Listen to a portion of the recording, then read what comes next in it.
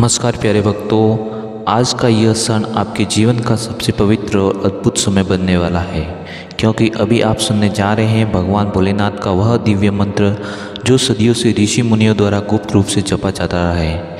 कहा जाता है कि व्यक्ति श्रद्धा और विश्वास से इस मंत्र को सुनता है, उसके जीवन में नकारात्मकता दूर होकर सकारात्मक ऊर्जा की बारिश होती है, मन शांत होता है, घर में सुख शांति आती है और भाग्य के द्वार धीरे धीरे खुलते हैं। आपके अंदर की थकान मिट जाएगी, मनोबल बढ़ेगा और आत्मा नई रोशनी से भर उठेगी। तो बेटा, अब मोबाइल उठाओ और आंख बंद करो, गहरी सांस लो और पूरे मन से इस मंत्र का अनुभव करो। ये केवल शब्द नहीं है, ये भोलेनाथ का आशीर्वाद है, जिसे सुनते ही भर से आपकी आत्मा को शांति मिलेगी, जीवन में एक नई दिशा मिलती है। तो चलिए आरंभ करते हैं शिव का यह दिव्य मंत्र को। मंत्र इस प्रकार है। ओम ह्रीं क्लीं श्रीं महादेवाय कुबेराय नमः। ओम ह्रीं क्लीं श्रीं महादेवाय कुबेराय नमः। ओम ह्रीं क्लीं श्रीं महादेवाय कुबेराय नमः। ओम ह्रीं क्लीं श्रीं महादेवाय कुबेराय नमः। ओम ह्रीं क्लीं श्रीं महादेवाय कुबेराय नमः। ओम ह्रीं क्लीं श्रीं महादेवाय कुबेराय नमः।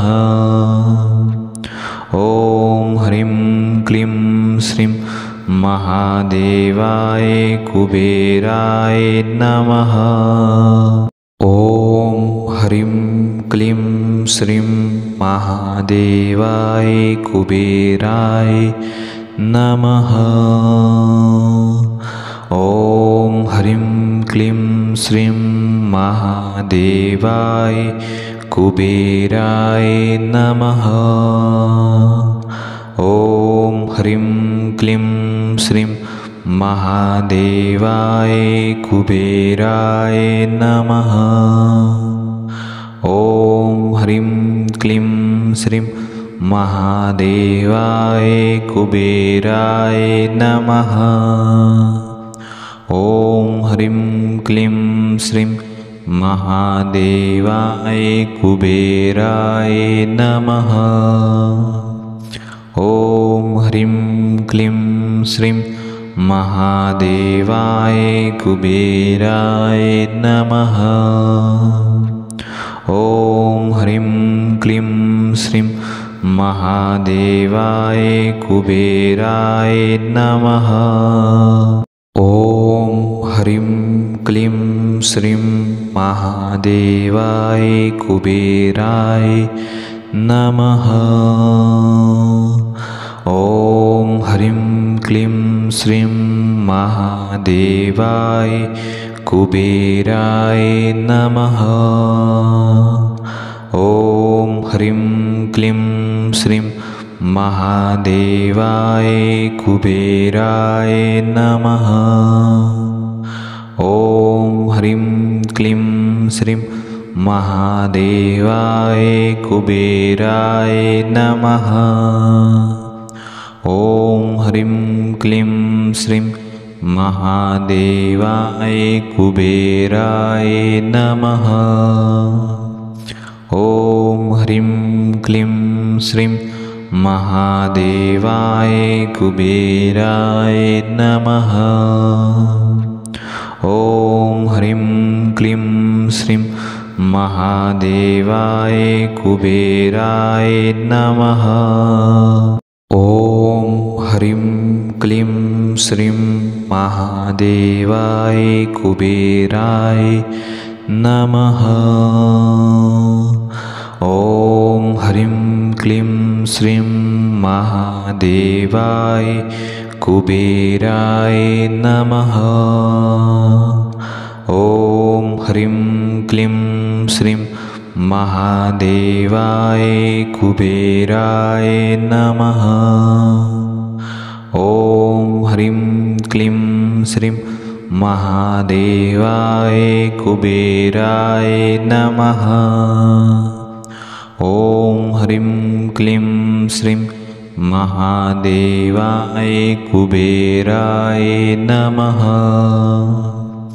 ॐ ह्रीं क्लीं श्रीं महादेवाय कुबेराय नमः। ॐ ह्रीं क्लीं श्रीं महादेवाय कुबेराय नमः। ॐ ह्रीं क्लीं श्रीं महादेवाय कुबेराय नमः। ॐ ह्रीं क्लीं श्रीं महादेवाय कुबेराय नमः। ॐ ह्रीं क्लीं श्रीं महादेवाय कुबेराय नमः।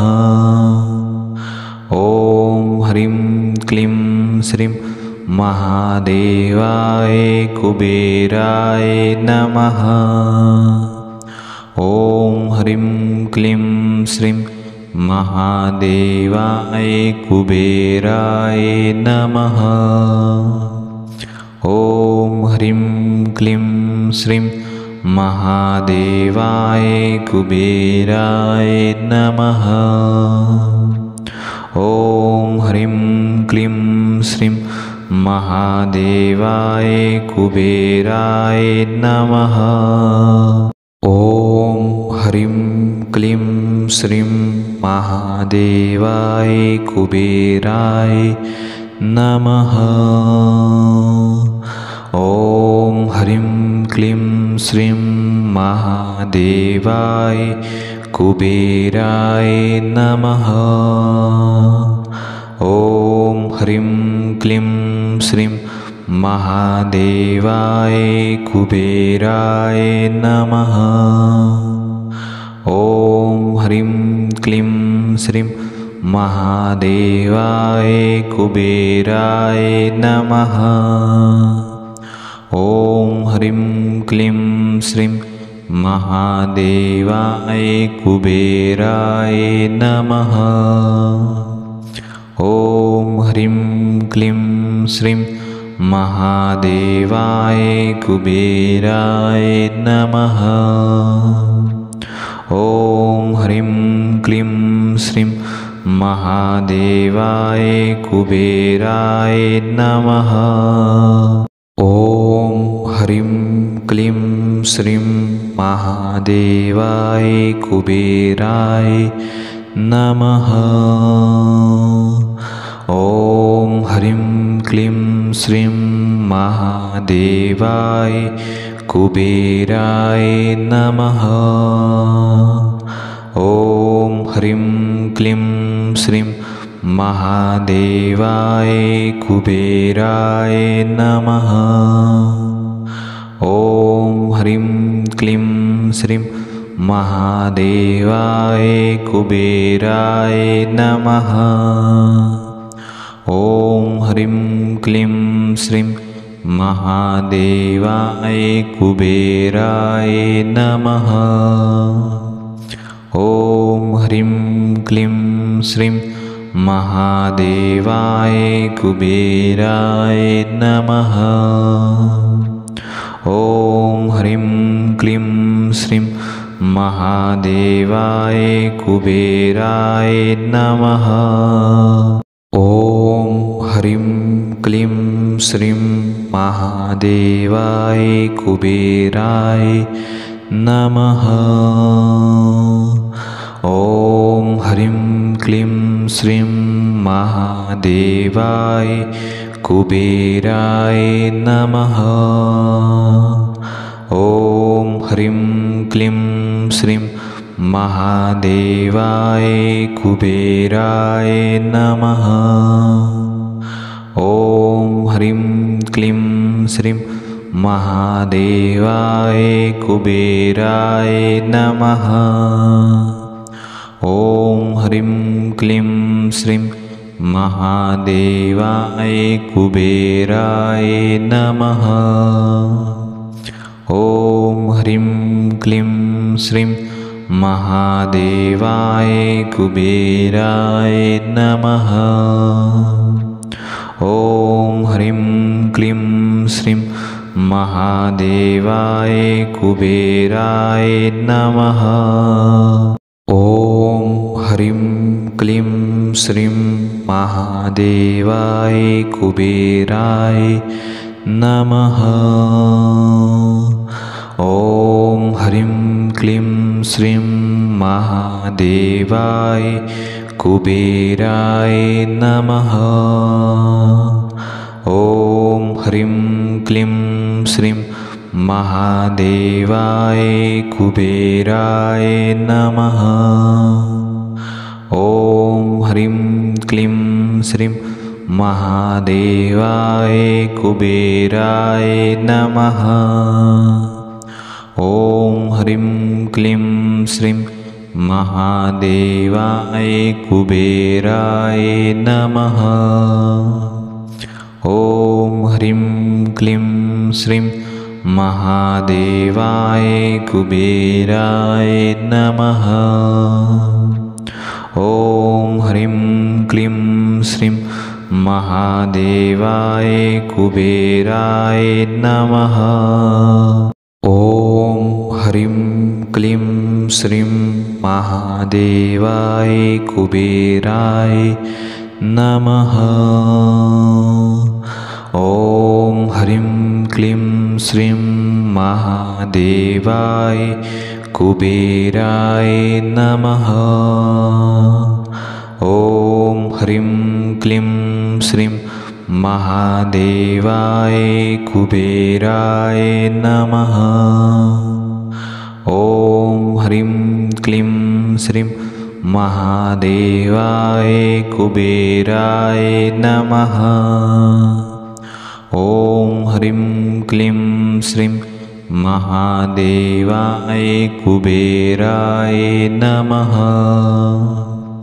ॐ ह्रीं क्लीं श्रीं महादेवाय कुबेराय नमः। ॐ ह्रीं क्लीं श्रीं महादेवाय कुबेराय नमः। ॐ ह्रीं क्लीं श्रीं महादेवाय कुबेराय नमः। ॐ ह्रीं क्लीं श्रीं महादेवाय कुबेराय नमः।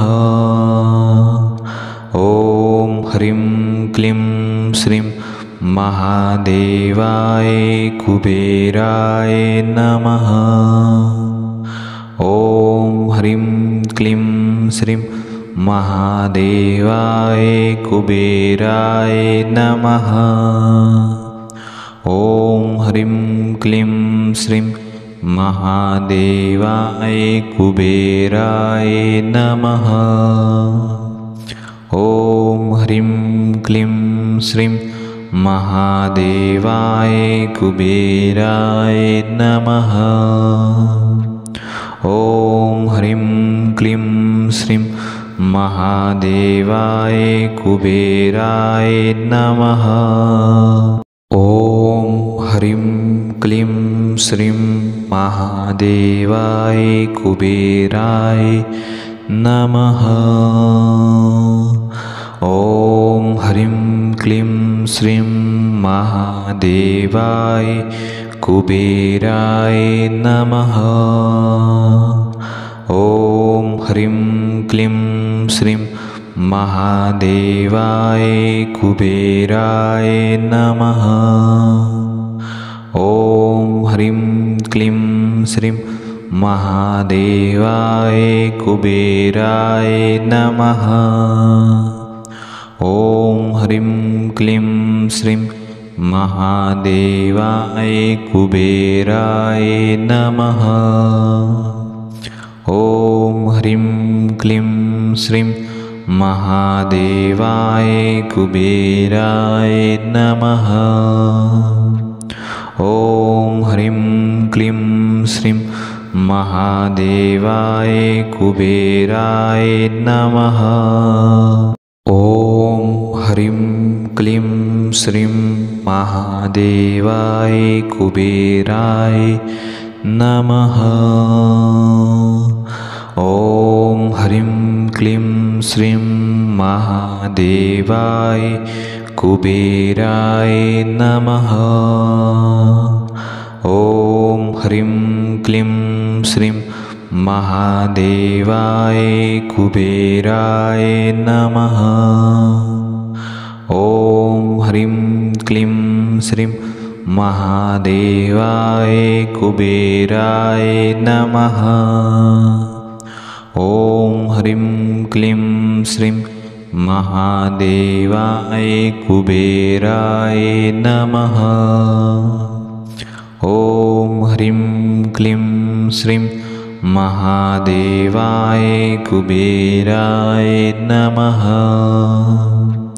ॐ ह्रीं क्लीं श्रीं महादेवाय कुबेराय नमः।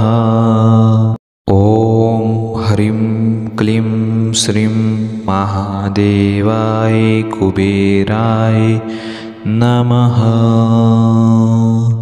ॐ ह्रीं क्लीं श्रीं महादेवाय कुबेराय नमः।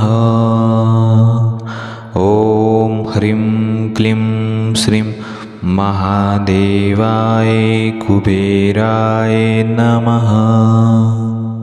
ॐ ह्रीं क्लीं श्रीं महादेवाय कुबेराय नमः। ॐ ह्रीं क्लीं श्रीं महादेवाय कुबेराय नमः। ॐ ह्रीं क्लीं श्रीं महादेवाय कुबेराय नमः। ॐ ह्रीं क्लीं श्रीं महादेवाय कुबेराय नमः। ॐ ह्रीं क्लीं श्रीं महादेवाय कुबेराय नमः। ॐ ह्रीं क्लीं श्रीं महादेवाय कुबेराय नमः।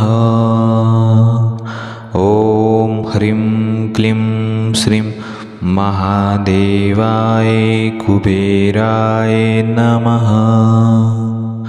ॐ ह्रीं क्लीं श्रीं महादेवाय कुबेराय नमः। ॐ ह्रीं क्लीं श्रीं महादेवाय कुबेराय नमः। ॐ ह्रीं क्लीं श्रीं महादेवाय कुबेराय नमः। ॐ ह्रीं क्लीं श्रीं महादेवाय कुबेराय नमः। ॐ ह्रीं क्लीं श्रीं महादेवाय कुबेराय नमः। ॐ ह्रीं क्लीं श्रीं महादेवाय कुबेराय नमः। ॐ ह्रीं क्लीं श्रीं महादेवाय कुबेराय नमः। ॐ ह्रीं क्लीं श्रीं महादेवाय कुबेराय नमः। ॐ ह्रीं क्लीं श्रीं महादेवाय कुबेराय नमः। ॐ ह्रीं क्लीं श्रीं महादेवाय कुबेराय नमः। ॐ ह्रीं क्लीं श्रीं महादेवाय कुबेराय नमः। ॐ ह्रीं क्लीं श्रीं महादेवाय कुबेराय नमः। ॐ ह्रीं क्लीं श्रीं महादेवाय कुबेराय नमः। ॐ ह्रीं क्लीं श्रीं महादेवाय कुबेराय नमः। ॐ ह्रीं क्लीं श्रीं महादेवाय कुबेराय नमः। ॐ ह्रीं क्लीं श्रीं महादेवाय कुबेराय नमः। ॐ ह्रीं क्लीं श्रीं महादेवाय कुबेराय नमः।